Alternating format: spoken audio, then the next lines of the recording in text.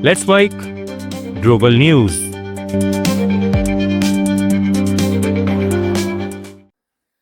नमस्कार, let's mic global news में आपका स्वागत है। मैं हूं राखी जैन। अमेरिका, इजराइल और ईरान जंग का 10वां दिन है। इस जंग में अब तक 1700 से ज्यादा लोग मारे जा चुके हैं, जबकि हजारों घायल हैं। लोग अपना घर छोड़कर सुरक्षित जगह पर शरण लेने को मजबूर हैं। ईरान और इजराइल लगातार एक दूसरे के सैन्य ठिकानों के साथ साथ सिविलियन इलाकों को भी निशाना बना रहे हैं। इस वजह से आम लोगों को जानमाल का भारी नुकसान हो रहा है। वहीं दूसरी तरफ इजराइल लेबनान में भी ईरान समर्थक ग्रुप हिजबुल्लाह के खिलाफ हमले कर रहा है। वहीं ईरान ने कहा है कि वो मजबूरी में जंग लड़ रहा है, जो उसकी पसंद नहीं है। विदेश मंत्रालय के प्रवक्ता इस्माइल बघाई ने सोमवार को एक प्रेस ब्रीफिंग के दौरान कहा कि जंग देश पर जबरन थोपी गई है। जब उसने सीजफायर के लिए मध्यस्थता की संभावना के बारे में पूछा गया, तो उन्होंने कहा, फिलहाल इस तरह की बात करना गलत होगा। बघाई ने कहा, इस समय सैन्य टकराव जारी है और ऐसे में देश की रक्षा के अलावा किसी दूसरे विषय पर चर्चा करना सही नहीं है। उन्होंने कहा कि ईरान ने इस जंग की शुरुआत नहीं की थी।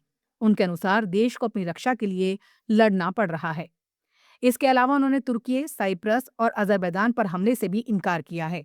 उन्होंने कहा कि पिछले सप्ताह इन देशों की दिशा में ईरान की जमीन से कोई हमला शुरू नहीं किया गया। इस बीच टाइम्स ऑफ इजराइल ने बताया कि ईरान के पूर्व supreme leader Ayatollah Ali Khamenei के बेटे मुस्तफा खामनेई घायल हो गए हैं। उन्हें बीती रात ईरान का नया सुप्रीम लीडर घोषित किया गया था। लेबनान की संसद ने देश में होने वाले संसदीय चुनाव 2 साल के लिए टाल दिए हैं। ये चुनाव पहले मई में होने थे, लेकिन इजराइल और हिजबुल्लाह के बीच जारी युद्ध के कारण ये फैसला लिया गया। सोमवार को संसद की बैठक में सांसदों ने चुनाव स्थगित करने का निर्णय लिया। संसद अध्यक्ष की ओर से जारी बयान में कहा गया कि मौजूदा सुरक्षा हालात को देखते हुए चुनाव कार्यक्रम को 2 साल आगे बढ़ाया गया है।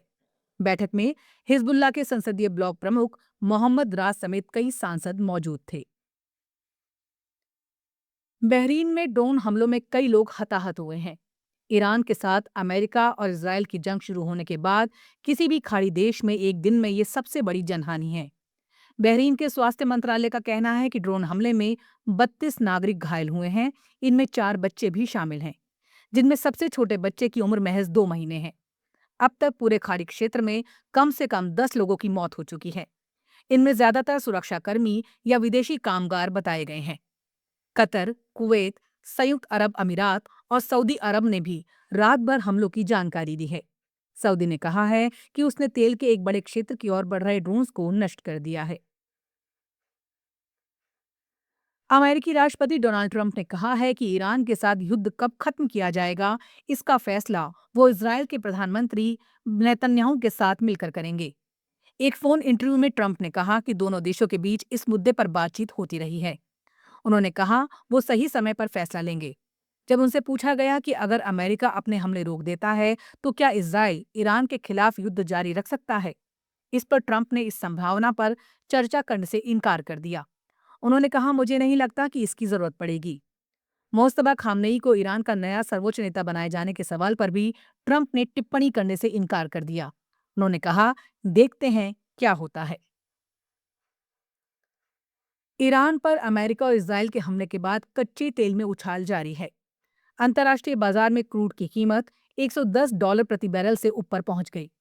तेल और गैस की आपूर्ति के लिए दुनिया के सबसे अहम रास्तों में से एक स्ट्रेट ऑफ हॉर्मुज के बंद होने के बाद कच्चे तेल की कीमतों में उछाल आया है। हॉर्मुज स्ट्रेट अमेरिका, इजराइल और ईरान के बीच जारी युद्ध की वजह से बंद है। ब्रेंट क्रूड की कीमतों में 18% की बढ़ोतरी हुई और ये $108.68 प्रति बैरल हो गया है। वहीं अमेरिकी तेल WTI करीब 20% बढ़कर $110 प्रति बैरल पहुंच गया।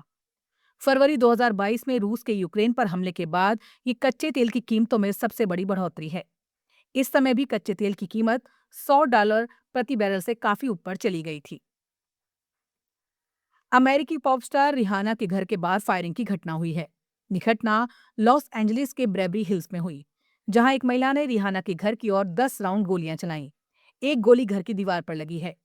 हमले की जानकारी मिलते ही लॉस एंजलिस पुलिस मौके पर पहुंची और 30 साल की एक महिला को हिरासत में लिया। रॉयटर्स के मुताबिक हमले के वक्त रिहाना घर पर मौजूद थी, लेकिन इस घटना में कोई घायल नहीं हुआ।